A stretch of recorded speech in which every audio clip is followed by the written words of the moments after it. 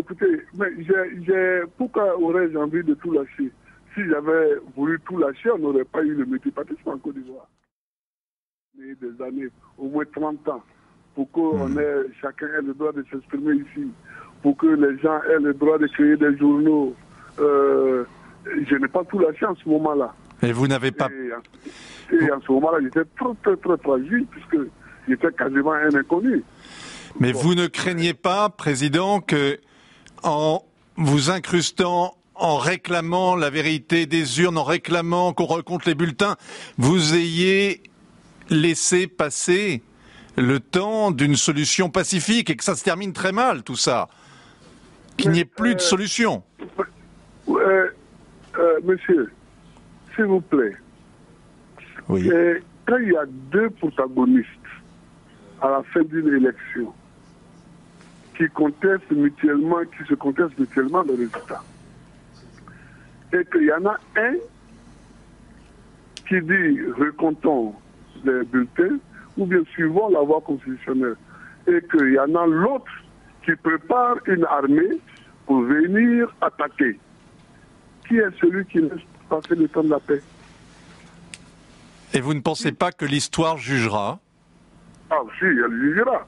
Et je compte bien que l'histoire jugera. J'y compte bien. Bon, alors laissons l'histoire juger. Et bon.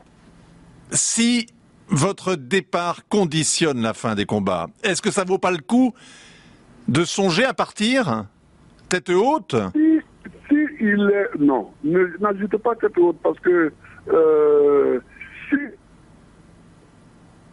que mon départ peut donner la paix à mon pays, s'il est prouvé, il n'y aurait pas de problème. Mais ce n'est pas du tout prouvé. Et c'est très loin d'être prouvé, ça. C'est très loin d'être prouvé. Alors, qu'est-ce que vous allez faire? Continuer à vous battre, dos au mur? Mais moi, je ne me bats pas. Je me bats pas. Je me défends quand on m'attaque. Sinon, dans ce pays-ci, la Côte d'Ivoire, ni d'un coup d'État, ni d'une guerre civile. Renseignez-vous, vous saurez que je n'ai jamais été à la base ni d'un coup d'État, ni d'une guerre civile. Monsieur le Président. Pour ça, il faut regarder de l'autre côté. Monsieur le Président, si vous étiez en face de Ouattara, d'Alassane Ouattara, qu'est-ce que vous lui diriez ce soir? Je lui dirais qu'il n'a pas gagné, c'est pas la peine que les gens meurent. Et lui... Je lui dirais ça. Et vous pensez que ça suffirait pour qu'il s'efface? Ah ben non, parce que si ça suffisait, on n'aurait pas fait la guerre. Je sais très bien que... Mais c'est ce que je lui dirais. Vous m'avez demandé ce que je lui dirais, c'est ce que je lui dirais. Donc la guerre va continuer? C'est ça ce que vous nous dites? Non, c'est pas ça que je dis, parce que je pense que les êtres humains ont en eux une dose de sagesse qui finit toujours par triompher. Donc je suppose qu'elle va triompher, mais je pense que les militaires ont demandé la cessation des belligérances. Bon, je suppose que après eux, immédiatement après, les politiques vont prendre le relais pour discuter. Et moi, je suis prêt à discuter. La France réclame que vous signiez un papier où vous reconnaissiez la victoire d'Alassane Ouattara. Vous ne le signerez jamais. Je ne reconnais pas la victoire de Ouattara. Pourquoi vous voulez que je signe ça? Donc vous ne signerez jamais ce papier. Si je reconnaissais la victoire de Ouattara, ça se saurait. Si lui aussi reconnaissait ma victoire, ça se saurait.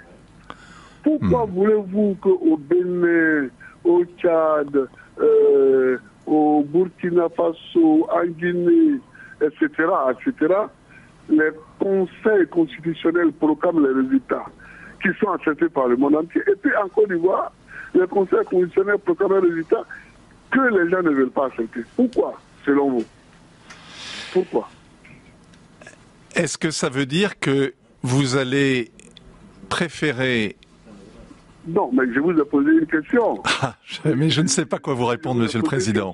Monsieur le Président, je suis infichu de vous répondre. Je suis meilleur pour les questions et encore que pour les réponses. Bon. Est-ce Alors, que, je vous écoute. pardonnez-moi d'être aussi familier, mais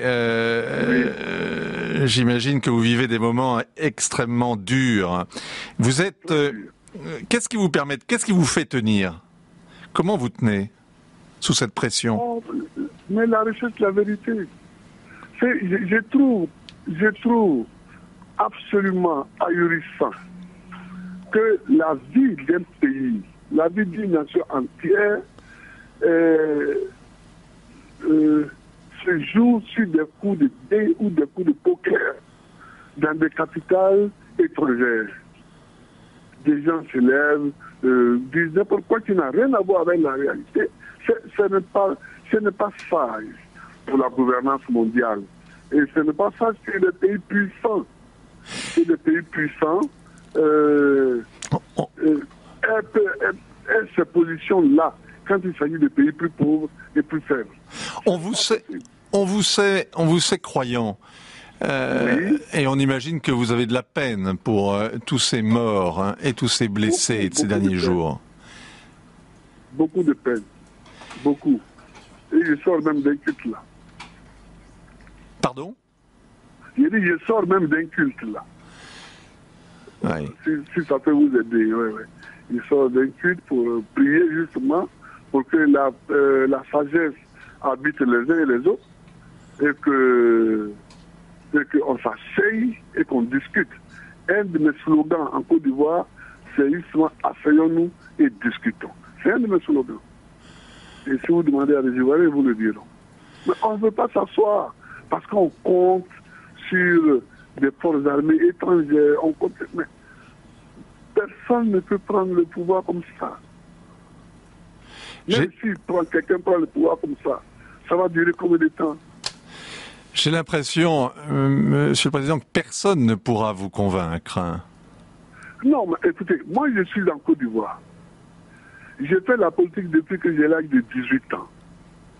Je connais tous les hommes politiques en Côte d'Ivoire. Je connais tous les partis politiques en Côte d'Ivoire. Je connais tous les gens. Je connais toutes les régions.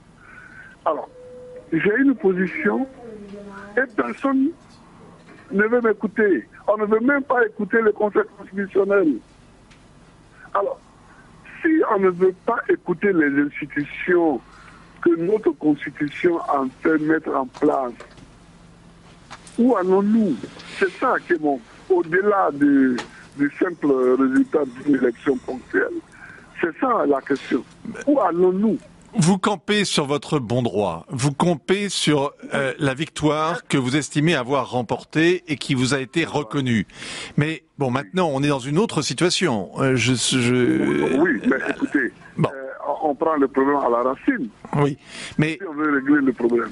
Est-ce que vous imaginez que les combats reprennent au-dessus de votre tête, là, autour de votre résidence, et qu'il y ait de nouveau des hommes qui tombent, des vies qui...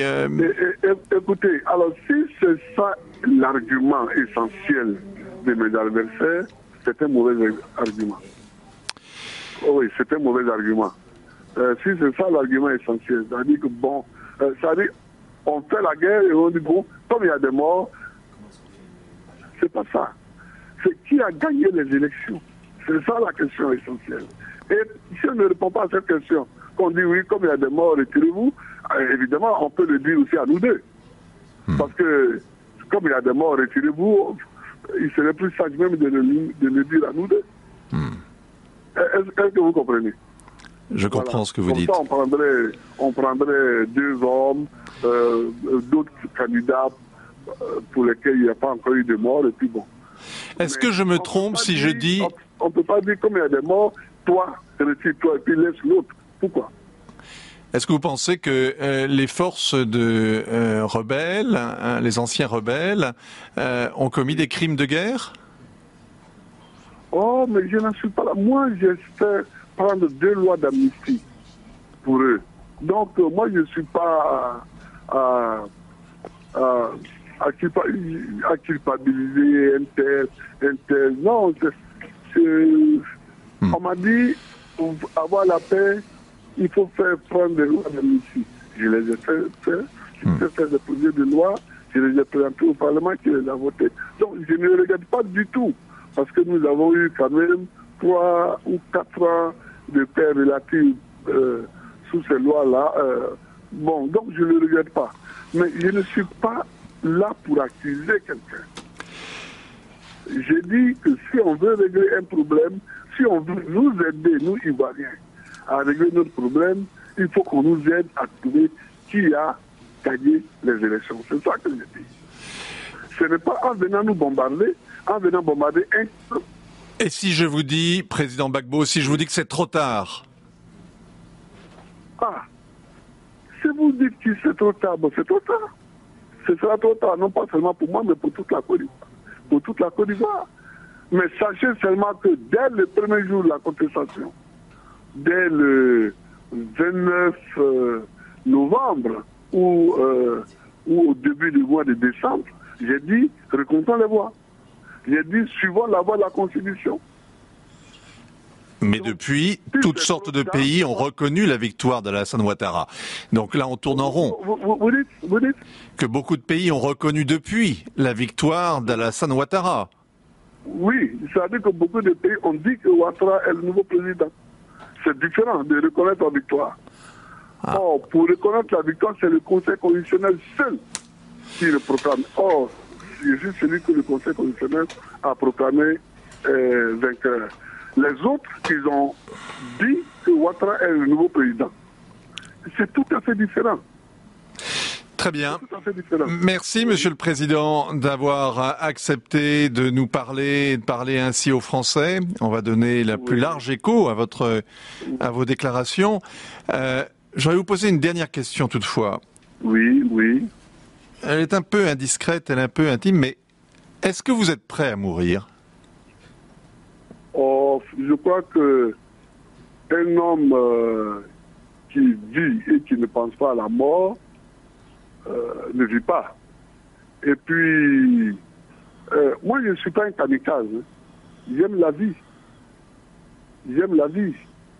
Pour les amis qui m'ont connu quand j'étais étudiant en France, ils peuvent en témoigner. J'aime la vie. Donc ma voix n'est pas une voix de martyr, n'est pas une voix de non, je ne cherche pas la mort. Mais il me dit que la mort, bon, maintenant à 65 ans passés, si la mort arrive, elle arrive, hein, elle arrive. Mais c'est pas mon objectif, ça, mourir. Merci, Monsieur le Président. Longue vie à vous alors, et aux Ivoiriens. Merci beaucoup. Merci de me souhaiter longue vie. Allez, merci. Au revoir, Monsieur le Président.